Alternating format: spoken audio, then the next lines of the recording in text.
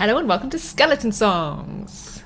So, this is the rest of the owl part 2. Yeah. Then that's a bit confusing because wouldn't the rest of the owl be one part, or would it be like which is the first bit of the owl? Is that part 1? So should be like the owl is part 1 and the rest of the owl is part 2. You already confused everybody. What if people are listening to this for the first time and they think that you're having a moment, a senior moment? Thanks, Lottie. Okay, so what my definitely very young partner, who definitely is a full control is saying... I liked the war. It was very exciting. Is that this is the second part of our first two-parter in Skeleton Songs. The previous episode was all about tabletop... if you will. Okay, he's here still.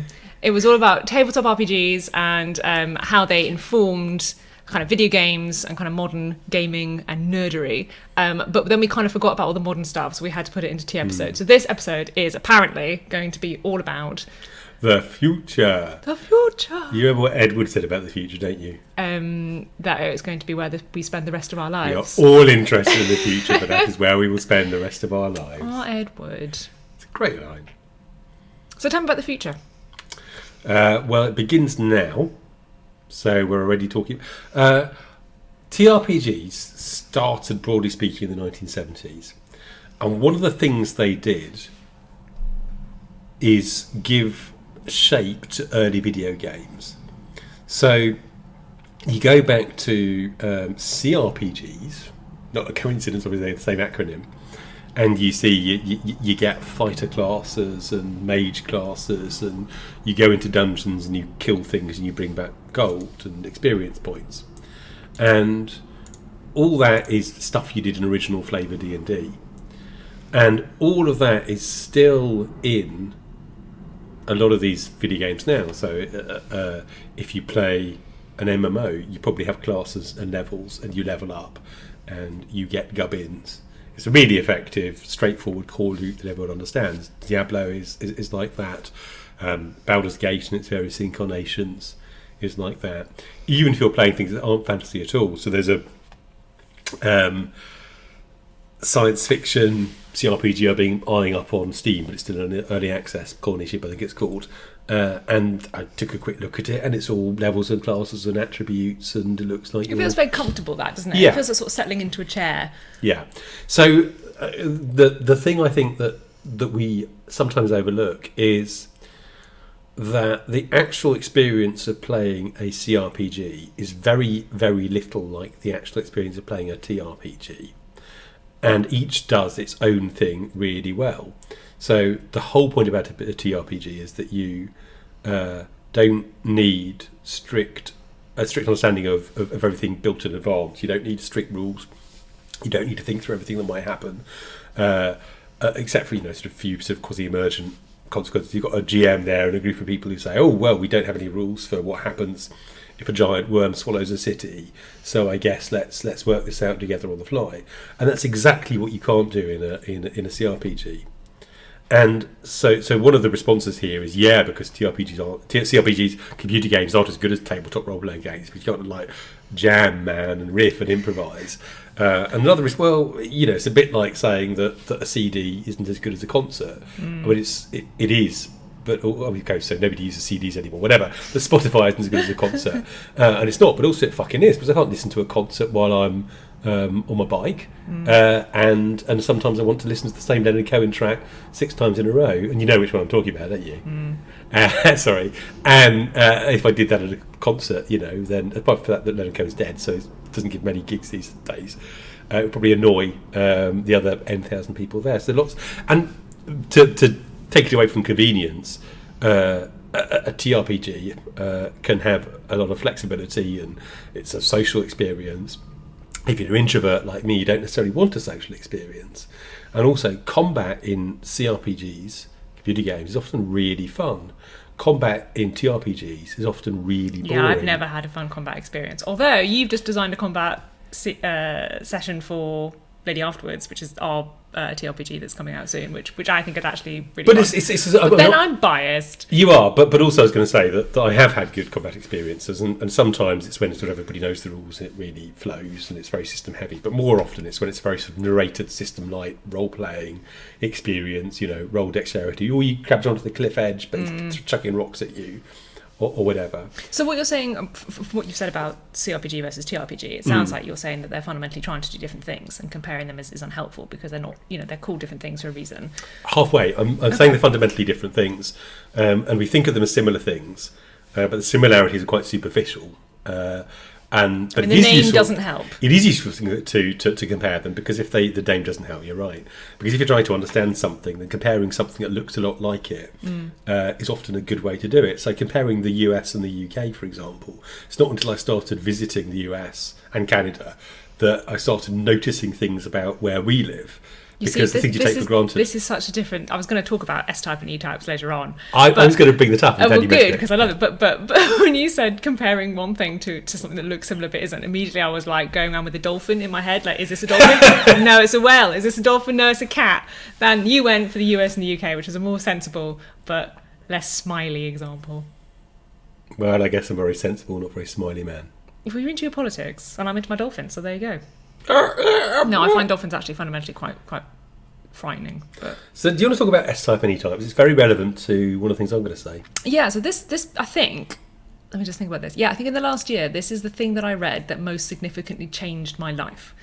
Because I can't stop thinking about the world in these terms. And so far, it's probably a bit of cognitive bias or confirmation bias, but so far it feels like it rings true. So there is an eminent neurologist called Simon Baron-Cohen, who is, I believe, the uncle of the more famous Sacha Baron-Cohen, who's Borat, and great. And he I think is the head of the Autism Centre in Cambridge University. He's written a number of books on neurology. He's clearly very, very good and famous and impressive. And he wrote a number of books, one of which was about the fundamental difference from a neurological point of view between traditionally female and traditionally male brains. Now, before people send us hate mail, he makes very clear in this book that he is not saying there is some fundamental kind of gender disparity between certain personality types or anything like that. But what he is saying is that having looked at a bunch of data sets, you can broadly group people into two broad categories of types of brains, which tend to conform primarily to one of the two traditional genders of... Asterisk. Yeah, literally, don't say it. Okay, but take all that as read, and now we get on to the actually interesting stuff, which is that he posits that there are fundamentally two types of brain, the S-type and the E-type. Now, the S-type is more traditionally focused on systemizing and has neurons and specialities within the brain that facilitate basically putting the world into a series of systems, seeing the world as a series of systems, and being very good at picking up on systems when you meet them. And the E-type brain is the more empathizing brain, which puts more of its specialization and energy into empathizing with things and seeing the world through a sort of empathy vector. Now, this doesn't mean that S-type people are horrible robots or that E-type people are crying ladies who look at kittens all day. There's a hell of a lot of variance, but I bet everyone listening to this will know somebody that immediately leaps to mind when you think of an S-type or an E-type brain. And in this creative partnership, we have, I think, a prime example of both. I think, Alexis, you would self-identify as more of an S-type. Affirmative. I definitely identify as more of an E-type. I do tend to cry quite easily at sad films and flowers and the fact that it's a Wednesday. And it's been really interesting working on system designs together because we will see things in fundamentally different ways. But how are you going to bring E-type and S-type in?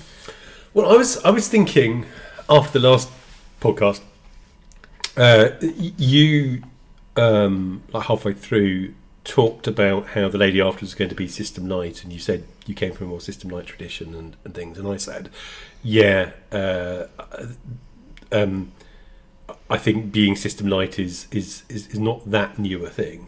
And yes, I remember being roundly defeated in that conversation. But I didn't want to defeat. I mean, I think you were right. Having thought about it more, 1978. People didn't run system-like games, even in the late 80s, probably less so. And it was something that I think it started emerging really in the 90s. I remember playing a lot of campaigns that were, I mean, we still call them campaigns, so playing a lot of games that were intentionally system light, and I remember a bunch of smaller products coming around about that time, not necessarily what we call indie RPGs now, still sort of perfect bound colour photograph books, that made a big point of saying this is a collaborative art form or pastime, and it was, but there's been that thread for a long time, and it occurred to me that of all the conversations I've had about TRPGs in the last 30 years, I've spoken to a lot of people who've said things like, we don't really run system heavy, or it's more a storytelling game, or I don't really understand the system but I like the game. And I've spoken to almost nobody who says, oh yeah, we really like a properly codified thing, we're very strict about the rules. Almost nobody says that. You do get people who say, we want to play something a bit more old school. So you've gone for something like sort of D&D Dungeon Bash, where we actually enjoy the detail of the specifics of what abilities intersect with what monsters and small unit tactics and that sort of stuff. You hear that sometimes. But even those games, I think, are not really. You say, why don't you play Magic the Gathering? Well, I think that's one of the things is what are the rules in the game there for? And there are some particular reasons which we'll go into in a moment. But I think one of them is just tradition, and one of them is commercial. So if we've been ploughing through for various professional reasons, like 24 TRPG rule books over the last year or three, and there's a very, very similar structure. There's sort of a running gag that a TRPG rule book is chapter 1, what is a role-playing game? Chapter 2, characters. Chapter 3, system. Okay, that's chapter definitely 4, the book that I've just written. combat. Now, so let's not lampoon that one. Chapter 5, adventures. Sorry, chapter 5 magic. Chapter 6 adventures. Chapter 7 monsters. It's often the way it goes. But the first 3 or 4 chapters tend to be the same. Because it's sensible. It's sensible, and absolutely, and honestly, where you start with is 1, introduction, 2, this is going to be you in the game, 3, this is how the game's going to work. All that stuff makes sense. The chapter 4 combat is quite funny because the vast majority of games, we think that combat's going to be important at some point, or at least we worry about people getting cross with each other about who's died when, so we think we need rules for it. But some of that is there for good reason. A lot of it is just freaking tradition. Yeah. And I keep so you get indie RPGs, which are often sort of aggressively minimal, 12-page, 15-page things that say like, whatever man, it's just your feelings and it's your opinion, and rules are for fascists. Fuck those guys, because we just would roll dice and you always choose the most interesting. I think choose the most interesting result is about the most useless statement I've ever seen written down, because nobody deliberately goes out of their way to choose a boring result. And if they knew how to choose the most interesting result, they'd be fucking doing it. The point of the system is to help them choose an interesting result. But off my soapbox. The point is, lots and lots of the games that I see now look remarkably like the games that I saw in the late 80s. I'm weirded out by that. That's something we've talked about before. Slightly better typography and layout, with the exception of that amazing Swedish one that won all the awards, which blew my mind. I mean, which is Morkborg, for anyone who's interested. There are lots of exceptions. There are lots of outliers. There are lots of weird and interesting games. I think Whispering Vault, the Mike Nistel's game from about the 90s, was a real sort of outlier in terms of its intentions and implementations. And I'm sure there are some very good indie games out there that do tend slightly to blur one into the other for me. There are always exceptions, but broadly speaking, we still tend to see a lot of big, thick rule books that justify themselves. The reason you buy it is because it's got a system, it's got a long list of skills, and it's got a bunch of stuff at the back about how to GM that you never read because it's often bad advice, the same as all the other bad advice. It does seem TRPGs do seem to attract a particular kind of cookie cutter thing, and that's not me saying they're all the same, because they're not, and there's a hell of a lot of interesting stuff in the genre. But there is something about when you sit down to write a TRPG that makes you want to go back and kind of do a bunch of sort of box ticking in a way that you don't if you sit down and make a video game. And maybe this was the case 20 years ago in the kind of computer gaming industry, but certainly now in video games, there is a sense that a game could be anything. It could be about, being a corporate espionage agent in the year 4000 in Spain, or it could be about being a naughty goose. I mean, it kind of spans all of that. I think you're right, and I think that's explicitly commercial. Now you mention it, because, or at least partly commercial, because if you sell a video game and the video game will provide you an experience that you will respond to, and then it'll respond to you, and back and forth. And if nothing's happening after 2 minutes, then you uninstall the game. So it works or it doesn't. And that's what you're buying. You're buying the experience that happens on a screen. But what are you buying when you buy a TRPG? Ultimately, a group of people who know each other well and are creative and dedicated to having fun can have a really good time with the worst written TRPG on the planet. Yeah.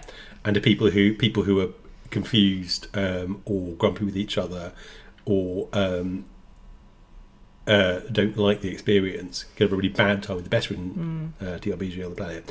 So I think there's a lot of sort of defensive padding that goes into these. But things. I think it's also that there. I think it is still a niche thing in the way that video games is still obviously pretty niche, but it has got a lot broader in who plays them. It's no longer just the remit of the LAN party folk in the basement who no women ever see. It's now something that is quite casually played, particularly when you bring we see them. Don't so creepy. Ignoring that. But especially if you include like mobile games and every kid nowadays is playing Roblox and whatever.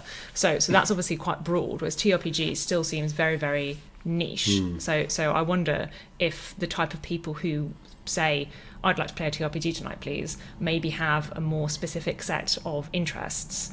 In the same way that people who this is my bugbear, who always say, I like roguelike games or whatever, that you can give them a wide variety of stuff and they'll say, well, that's not really what I want, and that's fine. Yeah, but you haven't distinguished sufficiently between roguelites, and do you know what? I'm going to wager one woman like refusal to engage with this nonsense, so I'm going to continue to not understand fully what defines a roguelike versus light. But my key thing here was not to hate on the roguelikers, because please keep buying my game, guys, you're great. But it was that one of our big things that we talked about and finally said out loud as a company is I think we quite like the idea of bringing traditional nerd culture to a wider audience in a slightly odd way, right? We like the idea of you can engage with proper nerd stuff, but you don't have to self-identify as a proper nerd to do it with our products, right? So I've been looking at a lot of things like murder mystery boxes and murder mystery experiences that are very mainstream to compare with the TRPG that you and I are working on right now, because there is something odd about the fact that TRPGs are still such a kind of cliquey niche thing that people haven't really heard of unless they know somebody who is a nerd and has played a TRPG, whereas a murder mystery box, you could suggest that to basically anybody and they might not be interested, but they'd know what it is and it would kind of be a normal suggestion. I think you're right, and that's really odd. It is. Well, yeah, it is. I think so. Type S, off we go on the systematizing. What happens? And I'm feeling that it's weird, and you're like, well, let's explain that. So one thing is you need one person to play a computer game, plus the people who made it, obviously. But you play it, you can play it on your own. Yeah. It's very hard to play a TRPG on your own. There are sort of solo scenarios, but they're basically sort of scripted computer games that run on human brain matter rather than improvisational things. That's horrible. Yeah.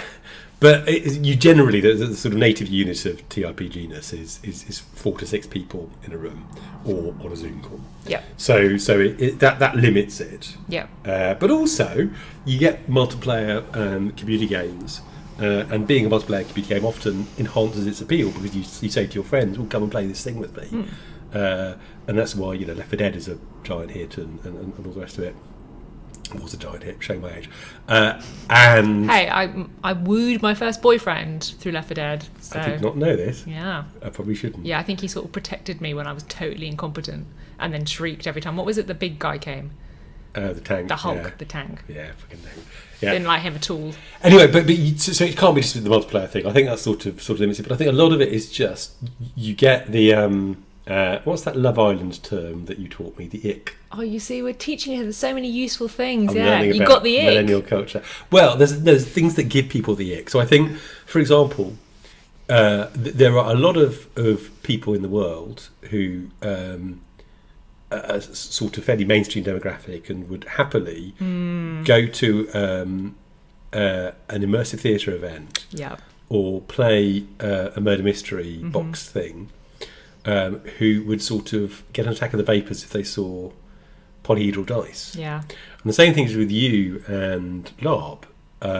So I do have the ick about LARP. LARP is to TRPGs what TRPGs are to mainstream culture. Yeah. Because there are people who don't branch outside of polyhedral dice, but if they see somebody waving a rubber sword, will think that's not really for me. Yeah. And it's just this sort of signifiers that I think put people off. Yeah. And then of course over time these signifiers become like decontaminated, and they enter the mainstream. This is why we talk about Boris Johnson using a phrase like levelling up last time. Always bringing Boris Johnson into our podcast. He's very hard to He's avoid. banned. He's banned from now on. He's not allowed. Oh, well, I don't think it's entirely... And you can't impersonate him either. Anyway, so I think that's why is there's these cultural signifiers that, because they come out of things that were initially niche culture, tend to be... to keep it as niche culture because people are all about in groups, out groups, and being excluded and all those depressing things. Well, that's why at this point, in less depressing news, I always think about is it called the water cooler effect? Yeah. It's when I believe it's when an IP gets big enough that people who are not intrinsically interested in the IP engage with it anyway, because it becomes a kind of social phenomenon that everyone's talking about, and by not engaging with the IP, you lose out on kind of social interactions that everyone's having. So this has to be quite a high level of kind of everyone talking about it. So one of the best examples was Game of Thrones. Which, if you said to somebody before Game of Thrones came out, would you like to watch a programme about fantasy wizards and dragons with me? Most people would say, oh, I've got a thing on, bye. But after a couple of series of Game of Thrones, it became something that so many people were talking about, and so many of these people had not traditionally been kind of fantasy and sci-fi fans before, that anybody who was a bit suspicious got over, as you put it, the ick, because it suddenly wasn't this dweeby thing for nerds over there in the corner who were losers. It was suddenly something that everyone was engaging with, and you actually got FOMO by not engaging with it. Yeah, I think that's a really interesting example. And when I think back to it, around about the same time, there are a bunch of sort of breakout things in nerd culture and gaming generally. It has had a renaissance, hasn't it? It really sort of exploded beyond the what do people say, 3 billion gamers these days, something like that. And so that provides a more fertile environment for Game of Thrones. But also, I think sort of about season 3, season 4, after it had really taken off, before it hit the sort of Boris Johnson-like ubiquity that it reached later, I remember reading a piece on it that said Game of Thrones fans surveyed. One, they thought of it as a niche enthusiasm. So they thought like they were in on something that most people weren't. And it's the sort of thing you either care about or don't. It's hard to dip into. Sorry, do you mean the people who read the books, or the people who watched the TV? Who watched the TV show? They thought it was a niche experience. Yeah, about season 3 or season 4. So there are millions and millions strong. But because it's sort of a bit weird, because it's not like another show about doctors or another show about cops. You have to explain the whole context of there's dragons and there's blonde lady. And there's lore going on rather than have they got lupus or not. It feels like you're in a walled garden. Yeah. Have they got lupus? Never lupus. And a bit of a house shout out there for you. And the we're like 10 years behind our cultural references, and that's when we're making a TRPG, guys, and we're doing a podcast about the future, not a vlog, nothing to do with the kids. Live journal entry. Tech. I used to have a live journal. Anyway, so that was one thing, and the other thing was that people thought. People thought that one of the frequent responses when people were asked, so why do you think you're watching Game of Thrones, and most people don't, and it's still a bit of a sort of open secret, which people say, well, it's a bit too complicated and difficult for most people. Only those who are a bit smarter and a bit more tuned in can understand it. So you do get this crossover thing, I think, where it goes from being something really niche that you're only interested in if you're somebody in a basement with polyhedral dice and tiny miniatures. The other end of the thing is it's hit the mainstream and everybody knows about it. And in between that, there's a point at which it's widespread enough that people don't go, what's that? But it's still small enough that it's got cachet. Because if you're in the know, then you're in the know, and if you're not, you're one of the others. So I think that's a prime example of S-type, because one of the S-type things is you see the world in versions of kind of in groups and out groups, and where you are, where's your place in things, and how do people relate to other people. Whereas I was going to say about the Game of Thrones phenomenon is basically it was presented like any other mass media. Basically, you don't remember Game of Thrones because Dondarrion the First betrayed Mellifluer the Ninth. You remember it because they were hot people and they had sex, and you cared about who got with each other, and then some of them died, and it was fun to talk about, and you didn't want spoilers on social media. I mean, that was basically the thing, and that is basically the same thing as Love Island, or you know. But it's true. Yeah. This is the thing. So it took a bunch of kind of nerd like dough, and then it made it into something that didn't look like nerd dough, but was still very much made of it. Because when you talk about the people who had actually really engaged with the lore, who maybe were traditional fantasy fans, that I think was probably quite a common experience. There was usually, that I imagine, somebody knew who had actually read the books or really cared about the lore enough to kind of read up and keep up on it. And I am fairly nerdy, and I couldn't tell you who was connected to whom for most of the time. I mean, all the names that kept throwing at you, because the cast was just so big, no wonder you had to keep killing them off. So my group of friends, certainly, which is about 20 people strong, had one particular girl who had read the books, who was very nerdy, and she was there brilliantly. She didn't give any spoilers away or say, "Ooh, this is the Red Wedding episode, it's exciting," but she was totally silent. And then she was exactly the one you'd go to if you were like, "I'm sorry, who's that person and why are they cross with that person?" And she'd be like, "Oh yes, classic, this is this person who was betrayed by that person who married this person, and that was 5 years ago, but now they don't know that yet." It was incredibly useful to kind of explicate this otherwise very edible, mass-marketed thing of basically handsome people having a fight and then sometimes having sex.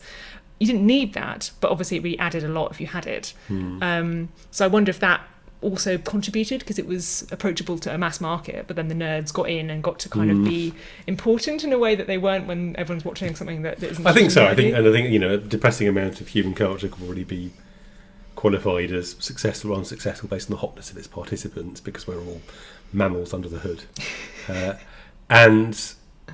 But I'm glad you brought it back to E-type and S-type, because that was sort of a long meandering curve.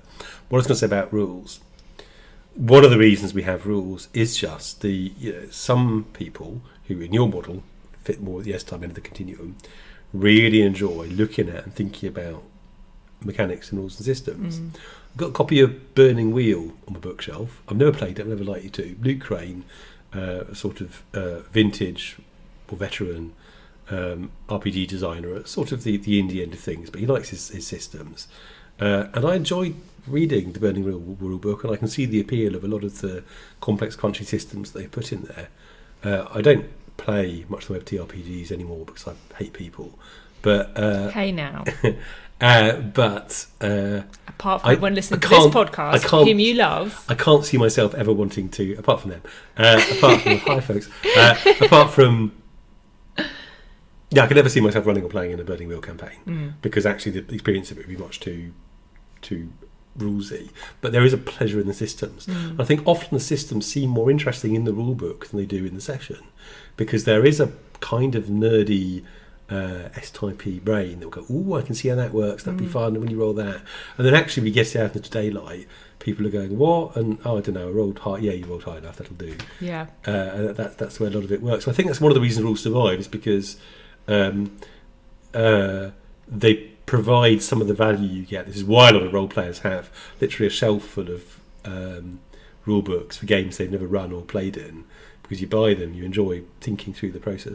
You know, on a sort of more extreme version of this, my friend Ivan hates how much I don't like board games. I was going to say, always trying to get me into board games. What I do constantly for work, I'll buy a board game. Sort of dissect it. I'll set it up. I'll literally go through the setup process. I'll read the rules. I'll maybe play sort of a couple of turns against myself just to see how it works. And then I'll put it back in the box and put it in the cupboard and never get it out again. So I've got what I need from it.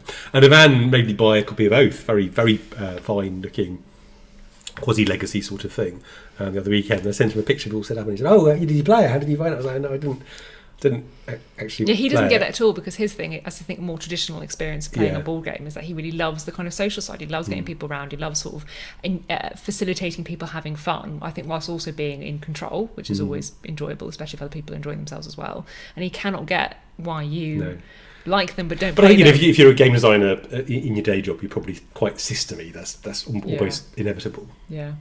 And I see that a lot with board games particularly. I can't tell you the amount of times that I've been in a group of people and there have been, I would say 80-20 is a good rule for anything, isn't it? That the 80% of the people there are going, what's this? Can I be the little man with a hat? And there's 20% of people who somehow just kind of like, it's like they see the Matrix. They clearly see the systems in place already, and they just get it. and they think, no, you shouldn't do that, it's a bad thing, what you should do instead is maybe this, and then a couple of turns maybe you can do that, and everyone else is going, what? I just wanted to move my little mans onto the mountain. So it does seem to divide. And I've people. seen two kinds of reaction. I mean, probably more than two, but I can think of two kinds of reaction within those within that general reaction of system first stuff. You play social deduction games with some people, and some people will immediately like go into the maths of it. Some of the really mechanically minded folks and say, "Oh well, it can't be. You know, there's this person. There's only 12% chance that it can be, and the optimal strategy is to do this, and treat it as a problem to be solved." And there's another approach, which is I guess where I tend to land, which is, that's interesting. I can see whether that mechanic is in there, why that mechanic is in there, because it will promote this kind of behaviour in a player. There was a Channel 4, the only reality TV show I've ever watched of my own accord. Have I mentioned Four Rooms to you? You have not. So Four Rooms was a show about antique dealers. What?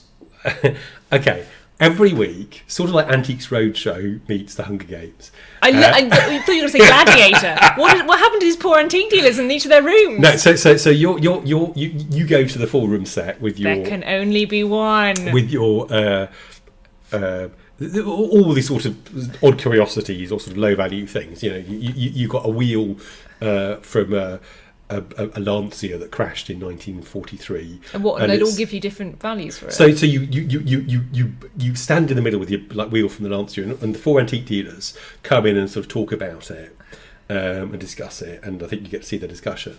And then you go as the guest into each of the 4 rooms, and you can choose which order to go into the rooms. And when you're in the room, the antique dealer will give you a price for it and offer to buy it, or they'll say no, I pass, so this is not for me, and you'll go away, but they offer you a price and you get to decide whether to take that price or not. But you can't go back into the room once you've left. God, it's a stick or twist. Yes, if you're going to the lady who keeps a sort of weird taxidermy shop and you're trying to sell your deer's head, there was one. Well, she's the one for you, then, isn't she? You've got a deer's head. You go in there and she says, well, I love deer's head, but I can only offer you £1,000. And then you're like, oh, well, this may be the best chance I'll get. But what you don't know is actually the bloke in the next room has been saying earlier, oh, crikey, you know, that's a species of deer that's only been seen in Europe twice in the last 8 centuries. So even though I don't normally buy deer's heads, I'm going to... So I don't know very much about antiques, is probably what we're getting here. But it was watching the design of that and the decisions people made was very interesting from a systemising point of view. Because I was going to say, you mentioned kind of social deduction games, and as soon as you say that, I think of things like Werewolf, and then I think about things like drinking games, because what I was thinking earlier when you were saying that rule, proper TRPG fans have a bunch of rule books on their shelves which kind of don't, which they don't necessarily play but they like. I was thinking, what is a TRPG really? And I think it has to have rules, because if you haven't got lots of rules in a TRPG, what you've basically got is a story, and if you want a story, you read a book. So TRPGs have to do something different to this. They have to provide some sort of system. But you can also run them completely freeform. You can, but that's in the act of playing them. What I'm saying Right. is when you're I writing see. them, Sorry, yes, when you're you're right. providing a TRPG, Yeah. if I give you the book and all it has is a Yeah. nice story about some fun stuff that happens in a sort of Lovecraftian world, basically you're like, well, this is just Lovecraft written by somebody who isn't Lovecraft, so I'll go and read Lovecraft then, thank you very much. Whereas if I present you with a bunch of rules, you might well decide, as you say, that that's not really something that you're that interested in playing with, or you might like to dissect it and put it back on the shelf, but you've got value out of the TRPG because it is a TRPG that you wouldn't get from any other medium that I could think of off the top of my head. So as an E-type, as somebody who isn't super that into the systems and definitely can't see the Matrix, I've noticed that the games that are more popular, although probably less interesting to you and your S-type family, are the games that have much simpler rules. Basically, the simpler something is, the more mass marketed it is. Not because people are stupid, but because people generally are can think immediately. And because you how it works. can buy like a rule book for Ultimate Werewolf or something, but basically, I've never heard of a Yeah. book of Werewolf. I mean, I basically got told at a party how it worked, and then we Yeah. played it, and it was fun. And then all my friends suggest that we play it whenever we want to, whenever anybody feels that the fun is waning, and then it all I goes hate fine. Werewolf. I find it boring and stressful. But that's fine. You don't have to. I'm not saying let's do Werewolf right here, guys. But I'm saying is I think that's a very, very systems-like game that relies fundamentally on the social interactions between people. But I think that's my point. social Although I think of interactions. myself as quite a sort of systems-like player and systems-like GM, my You find reaction that is immediately I very- hate Werewolf. I find it boring and stressful, but it's all about the relationships between people and the social stuff rather than the actual. Maybe that's, I don't know. Maybe it's just boring because I don't like werewolves. I don't know. But I think it's an interesting parallel, because it's kind of the other end of the spectrum, but it is very much the same thing. And then that's why I was talking about drinking games, because drinking games are totally arbitrary, stupid things. Usually have one rule at most, because the point is to get you drunk, and it's basically a kind of social icebreaker thing more than anything else, rather than a game. But it is still presented as a game, and people think of it as a very easy game. And that is very much basically one rule set to create an effect in a social situation. Whereas what you're talking about is at the other end of the spectrum, which is lots of rules that people can either engage with intellectually in isolation and enjoy as a kind of puzzle, or they can implement in a group that is willing to work with those rule sets. But in reality, as you've said, most people kind of shy away from the rules. So it feels like there's this sort of gradient here, and you've got the super nerd systems on the left, and you've got the kind of drunk hot people on the right, and most games vacillate in between. And you've got the TRPG players who tend to be at the left end of the spectrum, but not totally systems driven, because that's not actually that fun. You need a bit of the social stuff going on top, and the Game of Thrones mass appeal is more towards the right end of the scale, where basically the hot people are drunk, but there was something in the rules and in the law of that particular thing that really worked for people. It wasn't just that it was hot, because if it was just hot, we'd want to be neighbours. Well, it's funny you said that. I think back to my days at university. So it was the Bangor War Games and Role Playing Society. Are you going to be doing the rest of this section in a Welsh accent? No. I once went round Bangor in a red dragon outfit, collecting for a political organisation I was part of. You have never told me that before. No, I'm quite embarrassed about it, because the thing is, what I found is that if you go into a number of pubs dressed as a red dragon, they think that you like rugby. You only speak 3 or 4 words of Welsh, and you speak them in a thick thick English accent, and you're in the most northwest Welshest part of Wales. Then nobody punched the little red dragon. Nobody punched me. Nobody was really mean to me, but there was a certain froideur. Oh no! So yeah, my Welsh is not good. Anyway, it's a difficult language. What I was going to say, War Games Role Playing Society. So there were war gamers there, and there were role players there, and the people who were both. And when we went to the student union on a Sunday, there would be some people over on one side setting up big boards with miniatures, and people over the other side rolling dice and talking about their motivations. And you did get people who were both, but thinking back, again, asterisk exception, people are different, but the kind of people who liked war games, not surprisingly, tended, if they like role playing, to like sort of simpler, more retro even then things, with a certain amount of sort of happy dice rolling and combat, and not too much detailed soap opera plots. The people who like the detailed soap opera plots and spent hours having long in-character conversations with each other were generally not the war gamers. It's not really surprising when I say it out now, but it didn't strike me until now. No, I wouldn't have made that connection either. Interesting. And I know that one of the things that really surprised me when we were making Cultist Simulator is you said that sort of part of your design intentions at the start was to give people enough lore that was obscured enough but also coherent enough that it clearly actually made sense, that people would want to discuss. And that I had never considered that as a kind of tactic. You want basically to create word of mouth and buzz around the game by giving people this, by feeding this kind of nerd appetite. That because I'm not an S type, I wasn't really aware of. But as soon as you say it, and I have now engaged with the occultist community for 3-4 years, like it's absolutely everything they live for, and it's brilliant. It's been very interesting. I mean, again, when I set things up, I was looking for something.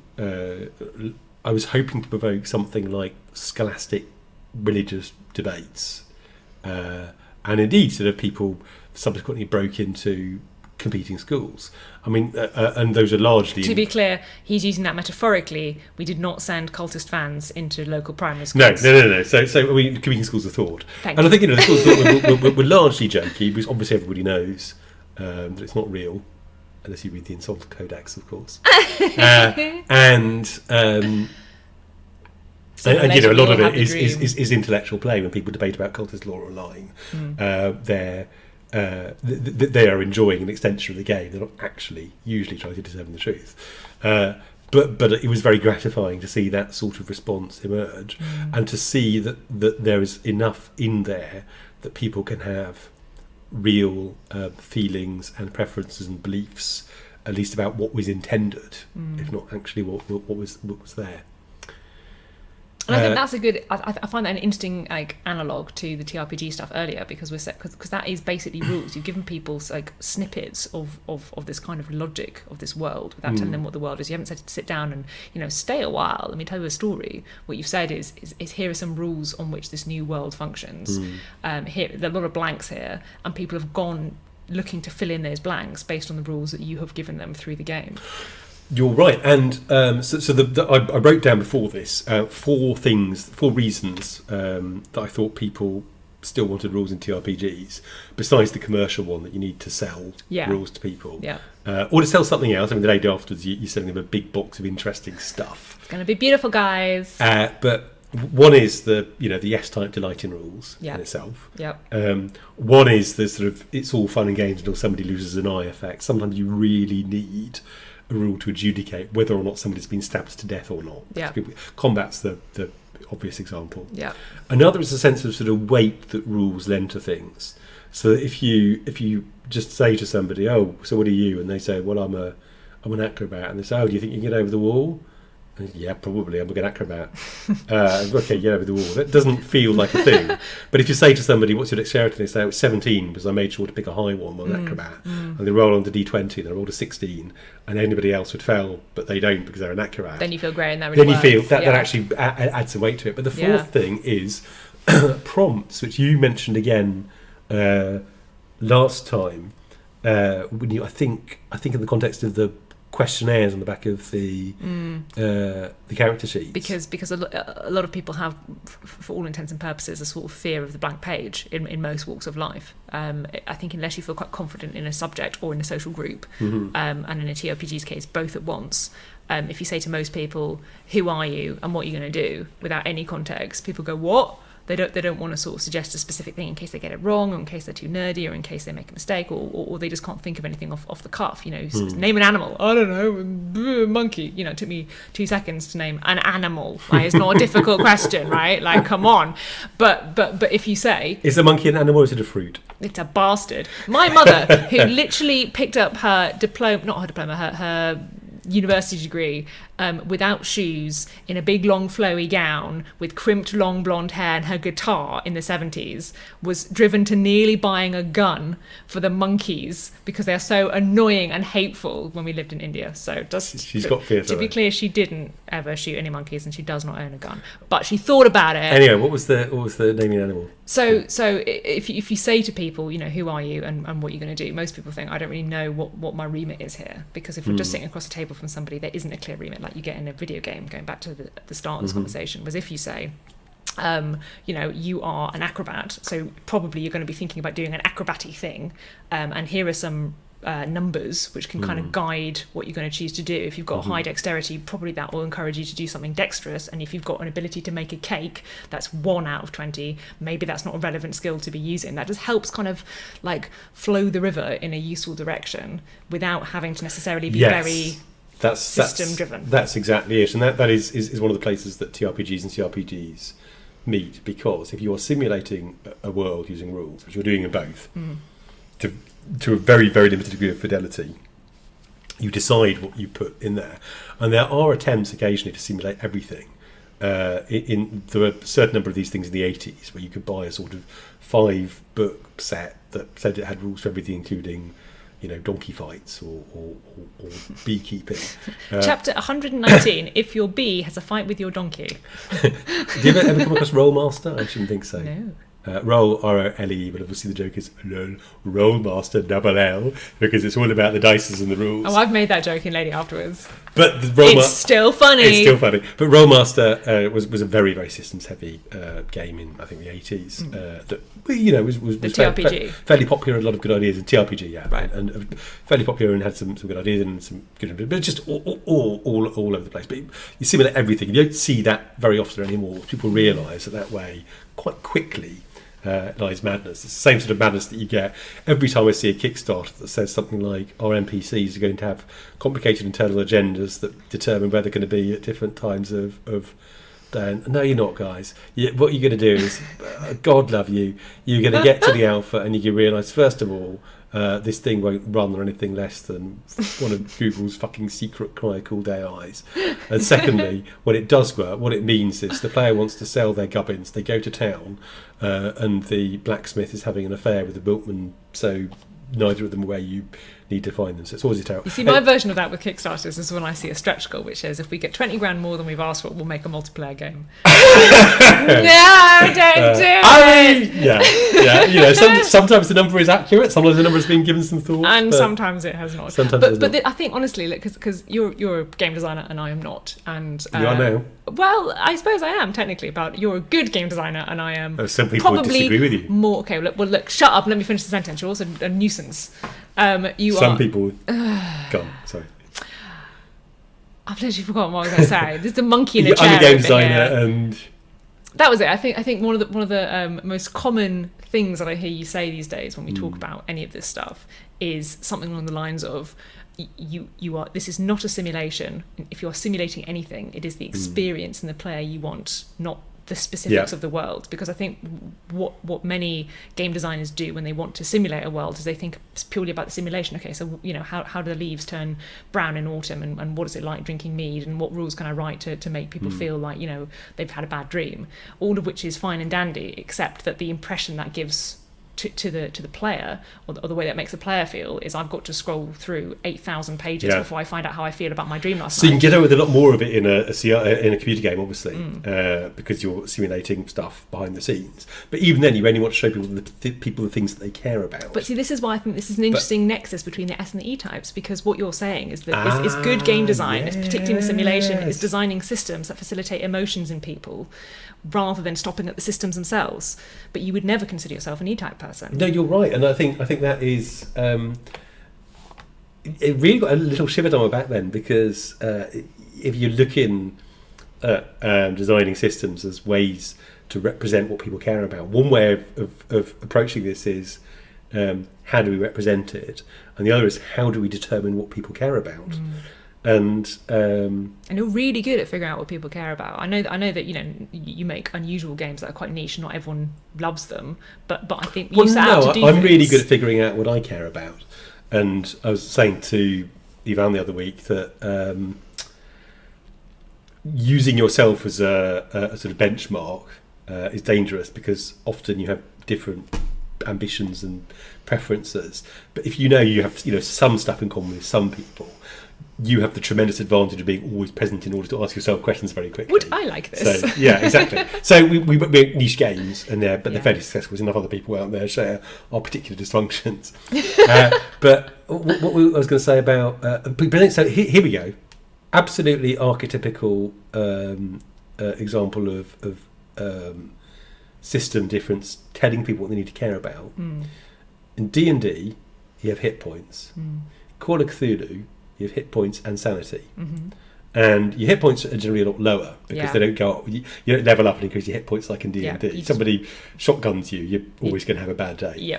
But the fact that you've got sanity at all, the fact that sanity is on your character sheet, the fact that you get sanity lost, the fact that interacts with the mythos thing, just having that there immediately tells you about the kind of game you're interested in. Lady Afterwards, on the other hand, we put a skill in the end, didn't we, called widely read? And to suggest, what general knowledge you have of culture and literature and history and da-da-da. And what we could have done is say knowledge brackets history, knowledge brackets literature, knowledge brackets European culture. Which I deliberately moved away from, Which you moved away from, because it's probably more accurate way of simulating the way people exist, because you get more people, everybody knows about the same things. But if you just want to do that simple thing on a character sheet, it's quicker. And also having a widely read stat suggests something about the kind of people who are going to be characters in the game. Exactly. People like the idea that they're the sort of person you ask about things that you don't understand, because they're the sort of person you might know about it. And I think that's immediately a sort of more interesting character point to choose. Then I put some points into knowing a lot of history, and I hope there's a history question I can ask myself in this scenario. But we'll see while people play it. Conversely, one more example, Ars Magica, the game where you played a sort of wizard in a tower, which is one of the relatively few real big leaps forward in doing different interesting things with the design that I saw over the years. because they moved from this idea that if you're a magician, you'd be going down dungeons, to the idea that if you're a magician, you'd be in a tower studying, and you wouldn't want to be taken away from the tower. That would be a nuisance. Yeah. Which is the way wizards and scientists and scholars work in literature in the world. So then and obviously it doesn't make in D&D that doesn't work, because you need to be down the system earning your XP, down the dungeon earning your XP. So they just built the whole system around this basic assumption: what if the wizards spent the whole time in their towers? So you play the game in sort of a season at a time, deciding what to study. You have to go out with your escort and deal with the world and sort of stop the church burning down the town. Okay, when you say escort, do you mean like cute familiar, or do you mean sex friend? Lottie Bevan, I was thinking. I mean, you're heavily armed men at arms. Oh, that's the least interesting of both options. It was a different option. Well, you're a weedy bloke who maybe knows a bit of magic, and hence why I assumed escort. Yeah. Anyway, but build the whole system around that thing. So Ars Magica is the only game I ever played or ran where people cared about the age number on their character sheet, because your age is usually a fairly sort of diffuse thing. You decide you're old, you're young, or middle aged. You probably put 34 somewhere and then forget about it. Yeah. But in Ars M, you would play through sort of years of game time, and once you pass the age of 35, you would start taking potentially acquiring decrepitude points and eventually die. Okay, look, can we just point out the fact that I've got a friend. Okay, I am early 30s. I'm not yet 35, thank you very much. Got a few years to go before that point. But I have got a friend who is currently pregnant, my first friend who's pregnant, and I have been made aware that from the age of 35 onwards, women are called, what are they called if they have a baby? What are they? I believe geriatric mothers. Geriatric mothers. I don't think they use the term anymore. It's they like do. Sort of, do they absolutely do. Han's been going through it all and saying, thank goodness. Probably a lot of doctors been told they mother. shouldn't use the term anymore, but it's insensitive. And they do, because whatever. But Ozem, the motto on the cover, if I remember correctly, was Ars Longa Vita Brevis, which your mate Jeff later rendered as the life so brief, the craft so long to learn. And that really became the thematic underpinning of the whole Who's my mate game. Jeff? Chaucer. Oh. Lilium Intersperum. And yeah, so the system is a way of saying focus on this. The rules are a way of saying this is what's important. This is what we bother to put a number next to, or not. Which is much more interesting than here is a sheet with everything on it, which is just, well, that's my life, and it's a bit stressful, you know. Oh, I thought you said a sheet with everything on it. I was like, this is some sort of jewellery. I would love a sheep with everything on it. The world sheep. I'll put that in the world building of Lady Afterward, shall I? Yes, please. I didn't rise to the bait, you see. You didn't, and I feel sad and mean. Before we close, I want to squeeze in the Elf Star conundrum. Always with Elfstar. Okay, I'm going to jump in here before you expose me.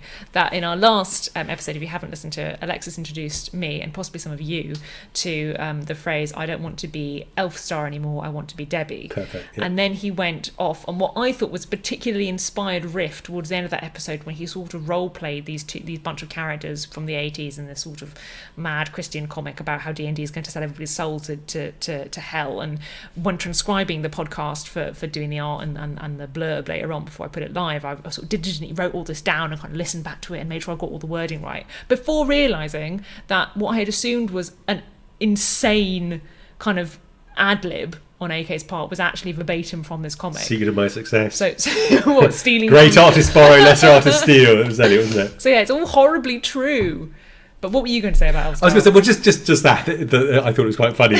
You thought I was being fantastically creative. Yeah, because there's no way that could be real. No, it was real. Jack Chick, D&D, Google it. And I feel bad, I don't want to be mean about Jack Chick, because, you know, he's a man and he has his opinions, and obviously some people believe in lots of religious stuff. And you should read the stuff you read about Catholics. Not pro? Not pro. Basically, he thinks the Pope is the head of a sort of evil cabal, and all the Catholics have got his tentacles in their brains. It's very, very... Does he have a YouTube channel? He should. I think he's dead now, sadly. Oh, okay. I mean, or is he? Then he's not dead, which can eternal lie. Now, I was going to say, after that podcast, a friend who's sort of, I think, is sort of a bit of a secret nerd. He has a very successful job in journalism that I won't out him from. But he was talking about... how he had been at Catholic school, I think, when he was going up. You He's got about very my nervous age. about where the conversation was going to go from No, that so point. he said, at show and tell one day or something similar, he talked about the D&D game that he was playing or writing about D&D, and it because you said you were really worried about Satanism in the 80s. Yeah, they were. D&D associations, and he actually got taken to the headmaster's study, and the headmaster said, I'm not sure, is this a road you really want to go down? I love that though, because I think that's actually quite sort of like a sweet response. If they genuinely thought it was possibly like a gateway to the devil. But it shows how much things have changed. So, see, I also love that story for the S-type, E-type thing, because your friend, who we won't name, brought his D&D book for show and tell, and I brought my baby sister.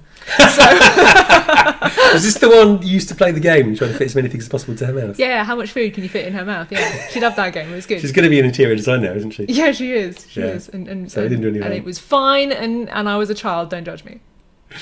Well, I think with Grandel Hall, is there a... So do we feel that we've given TRPGs their due? Do we feel that... Yeah, we haven't really talked about the future, but I think the future can take care of it. I think the key thing for me, as ever, is the joke I always tell that David Foster Wallace told of the two fish swimming their way through the water, swim. They come across an old fish, and the old fish says to them, "Morning, boys! How's the water?" And they're like, "Well, yes, just very, very, thank you. Yeah, sure." And they go on, and they swim. And then one turns to the other and says, "What the hell is water?" And I feel a lot of TRPGs, and to a lesser extent, a lot of video games, you get this effect that people don't think about the water they're swimming. You know what a TRPG is. That's a really Chapter good 1 point. introduction, Chapter 2 characters, Chapter 3 system. And I think that's partly, going back to what I said earlier about TRPGs, what is it if it isn't a rule book? I think that's particularly why even modern creators seem to sort of cleave quite closely to this traditional system, because unlike a video game, which at least has visuals and music and people kind of know there's a wide variety, it's harder to do that and present something to somebody as a TRPG because it's such a niche. And at the other end, of course, this is why a lot of indie RPGs are 15 pages where it's 3 pages of system, 3 pages of waffle, and 3 pages of fuck the man, yeah, fascist, and then 6 pages of often actual valuable, interesting ideas. But it takes a while to get through that, because if you haven't, anyway, yeah. I like that. I like the fish example. What the hell is water? What is water? Maybe that can be the head of this podcast. Yeah, it's better than the devil's testicles, isn't it? Ugh, I thought we were going to get through it without mentioning that. Okay, but if anyone plays the lady afterwards, they will note the distinct absence of the phrase devil's testicles, because I bullied Alexis into changing its name. But we're not going to tell you what their name is. You'll have to play the game. Have an elf star day.